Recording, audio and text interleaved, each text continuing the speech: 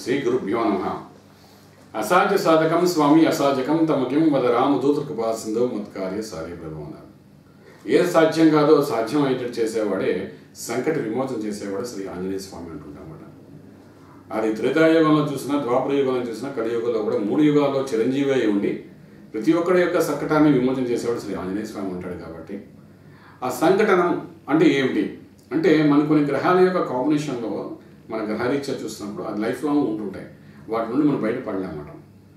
అటువంటి అప్పుడు ఈ ఆంజనేయ స్వామి యొక్క ఆరాధన ఒక దీక్షగా చేయడానికి ప్రయత్నం చేయగలిగితే, నేను ఇప్పుడు చెప్పిన మంత్రసాధన చేసుకుంటూ ఒక మండల కాలం కానీ చేస్తే ఈ సంకటము అనేది విమోచన జరుగుతుంది. అంతా యోగం ఉంది. ఏం సంకటమో తెలియదు, వీడు ఎందుకు ఇలా ఉన్నాడో నాకు అర్థం కాలేదు.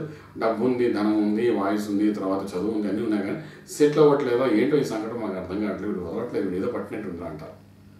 దానికి కారణం ఏంటో మన జ్యోతిష్యం తెలుస్తుంటే కొద్ది గ్రహాలు అలా పట్టుకుని ఉంటే వదలవు. ఇంకా అంటే ఏళ్ళనాడు శని ఒకసారి ఒక పక్క వచ్చి శని అంతర్దశ వస్తూ, తర్వాత గోచార యొక్క శని ప్రభావం బాగా కొడుతూ, అది కూడా నీచ లగ్నానికి నక్షత్రాధిపతి ఏ రవి అయి ఉండి, నక్షత్ర లగ్నాధిపతి కూడా ఏ రవి అయి ఉండో, శత్రు లగ్నాధిపతి అయి ఉండి, ఇలాంటి వేరియస్ కాంబినేషన్లో ఇంక వాడి జీవితంలో ఇంకొక 6 ఏళ్ళు 7 ఏళ్ళు ఇంక కదలలేడు. అలాంటి పరిస్థితి ఏర్పడే జాతకాలు కొన్ని ఉంటాయి.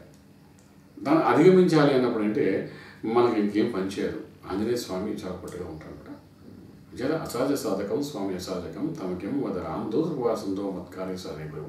ఎటువంటి కార్యాన్నైనా సరే సాధ్యం చేయడానికి వాడు ఉండాలని చెప్తున్నాం. కాబట్టి అటువంటి ఆంజనేయ స్వామికి ఉపాసన మంత్ర సాధన చేసుకుంటూ ఒక దీక్షగా చేయగలిగితే ఈ సంకట విమోచన జరుగుతుంది అన్నమాట.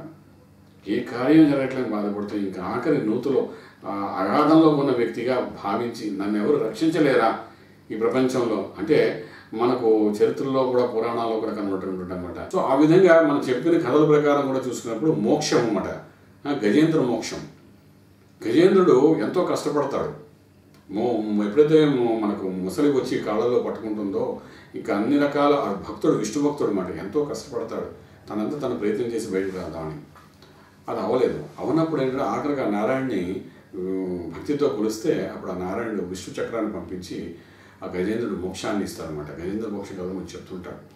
అలాగా మనకేంటంటే ఇంకా అన్ని పర్యాయాలు, అన్ని రకాల పనులు చేయవలసిన సాధనలన్నీ అయిపోయి మన వల్ల కాదు, ఈ జీవితంలో ఇంకా పైకి రాలేము అనే స్థితికి వచ్చేసిన తర్వాత అప్పుడు ఈ ఆంజనేయ స్వామి యొక్క అలాంటి పరిస్థితుల్లో కూడా ఆంజనేయ స్వామి యొక్క ఆరాధన ఎప్పుడైతే చేస్తాము, సాధన చేస్తాము, ఈ సక్సెస్ అని కనబడుతుంది. ఆ విధంగా కూడా ప్రయత్నం చేయొచ్చు. జ్యోతిశాస్త్రంలో కూడా ఇవన్నీ కనబడుతుంటాయి.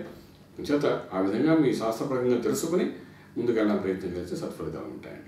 శుభం విరాట్. పూర్తి వివరాలకు సంప్రదించండి Shri Vedamata Gayatri Jyothishalayam, Brahmasri Mantha Suryanarayana Sharma, Lake View Apartment, 4th floor, Chitrapuri Colony, Khajaguda, Delhi Public School ప్రక్కన, నానక్రామ్గూడ, హైదరాబాద్ 5,08,000. Phone numbers 8855559147, 8855559148, 9963267500, 9396772133.